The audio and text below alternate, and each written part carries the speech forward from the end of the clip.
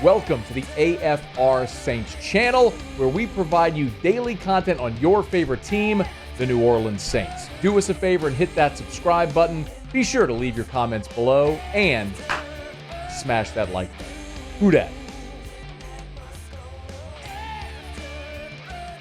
One of the big storylines you saw out of Saints mandatory minicamp and parts of OTAs as well was the success that Derek Carr was having early and often in Clint Kubiak's offense.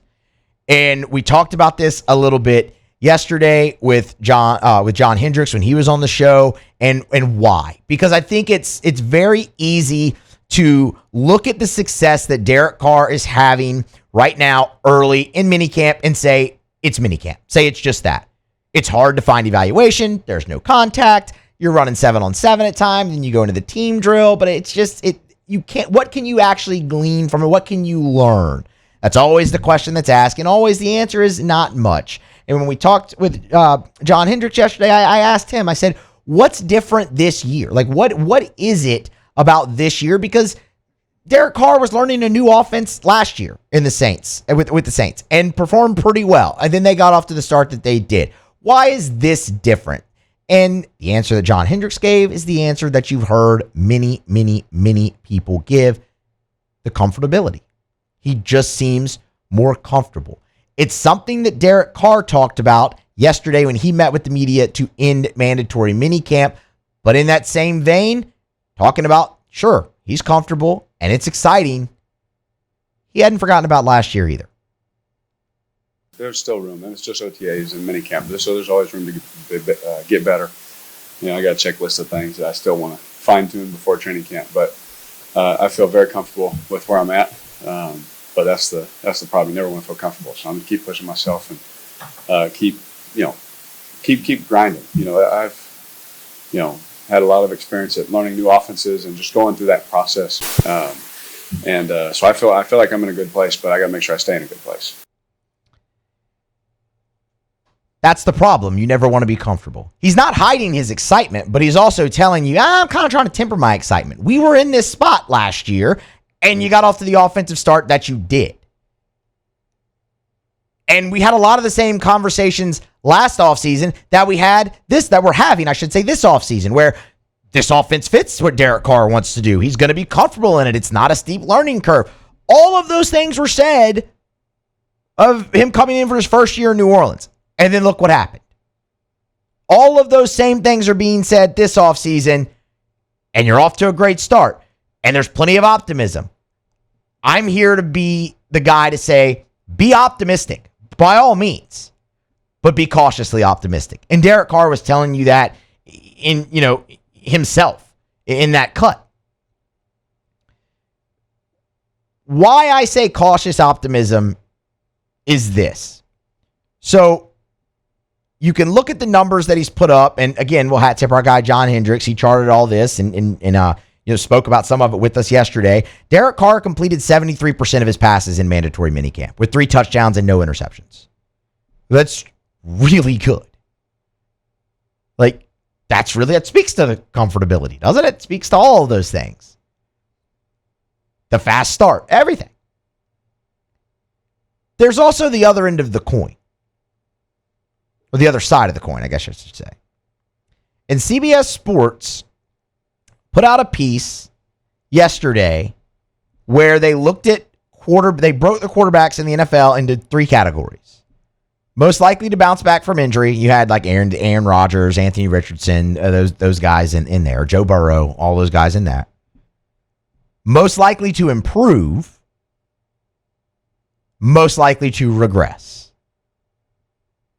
And I think from a Saints standpoint, being close to it here and reading the reports and looking at it daily and seeing the success that he's having, you could make the argument that Derek Carr should be in that most likely to improve range. He was not. He was in the most likely to regress. And I want to tell you what CBS had to say about him in that as soon as I get to it. They pointed out They broke his season in 2023 into, the first 12 games and the final 5, like everybody's done, because it was great for the final 5 games of the season with Derek Carr. But the reason they have him regressing is looking at the improvement down the stretch and who it was against, strength of schedule, all the conversations that we've had. And then they noted receiving production in New Orleans, that they didn't make any moves to really better the receiving core. Here's my problem with that. And here's where I disagree with the CBS Sports piece. I don't think Derek Carr is going to regress. I don't. I think what you should have had is a category on this where it's most likely to stay the same. And that's where I would put Derek Carr. I think the two things that are more likely than him regressing are he's the same guy he was last year, just in 2024 and in Clint Kubiak's offense, or he does improve, or you are seeing something tangible here. And I'll explain. You look at the receiving core as one of their key issues with the New Orleans Saints in this piece. It's virtually the same thing you had last year. I don't really think you would regress off of that. Like Chris Olave, Rashid Shaheed, they were your guys. You didn't have a number 3. Alvin Kamara was the third leading receiver on this team. Mike Thomas was injured for the majority of the year again. Well, Kamara looks like he's going to be a better fit in this offense. We've talked about that plenty. So wouldn't that actually strengthen your team? You've heard some great things about Bub Means in training camp. You bring in St. Brown. You bring in Cedric Wilson. They're veterans. I get it. You might not have much there. Can A.T. Perry take a next step? Sure, you didn't go out and have this splashy guy where you have this for sure number 3, but you have the same group and in an offense that he seems to be more comfortable in, that should fit him a little bit more. And we'll get into why with that momentarily too. Why is that the reason you look at it and say he's going to regress? Like, I fundamentally disagree with that. If I was going to find a reason, I'd point to the offensive line. It's the biggest question mark offensively for the Saints.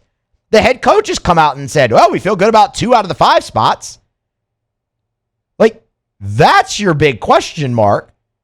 Can you protect him and keep him healthy and on the field long enough to improve? And I think the answer is yes. And here's why. And it goes into the whole reason why this offense fits Derek Carr. When you look at the end of the regular season last year, those final 5 games, when the Saints went 4-1, when Derek Carr had a 74% completion percentage, not far off from what he just had in mandatory minicamp, when Derek Carr had a 14 touchdown, 2 interception performance over those final 5 games, and a passer rating of 119, what was the thing that the Saints unlocked and you started to see them incorporate more and more into their offense? Play action. Play action, motion, all of those things. All of those things are the hallmark of Clint Kubiak's offense. What that will help, clearly, Derek Carr is a very, very good passer when it comes to play action. You've seen it. But it's also going to help him get the ball out of his hand faster as well. Being able to incorporate Alvin Kamara more, things of that nature. All the motion, having eyes go one way and the ball go the other, all of those things, getting the ball quicker. That's going to, in turn, help the offensive line and help him stay on the field, hopefully, and go forward. So all of that on paper sounds great. All of that on paper sounds great. Now, again, that's where you get back to it's OTAs, it's minicamp. How much of it is tangible? But I can look at all of that and say, yeah, cautious optimism is totally fair. Cautious optimism is totally fair right now for Derek Carr heading into his second year with the Saints. He seems more comfortable. He's telling you that. The offense fits him. All those things. Now, you got a bear of a schedule early on where these questions will be answered rather quickly.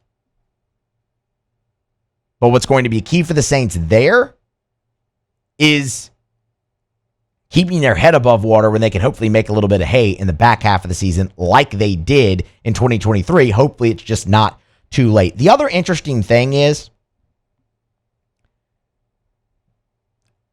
I don't really know if you need Derek Carr to take this seismic leap. Like, does he really need to go out there and have a career year for the Saints to make the playoffs? No. Does he really need to go out there and have a career year for the Saints to make a run in the playoffs? I still lean no. But you do need a tick up in the production that you had from last season. All signs point to that being being the trend early here in the offseason through mandatory minicamp and OTAs. I'm not telling you Derek Carr is going to go out there and be a top 10 quarterback in the NFL, because I don't think that he will be. But I think cautious optimism is very, very fair is a very, very fair way to approach what you've seen so far in the offseason from Derek Carr. We'll see. We'll see. They report training camp in 5-6 weeks or so here. So it'll certainly be interesting to see if he can carry it over. But it's a great start so far. Hey, thanks so much for watching. Please leave your comments. I love to interact. And be sure to hit the red subscribe button below.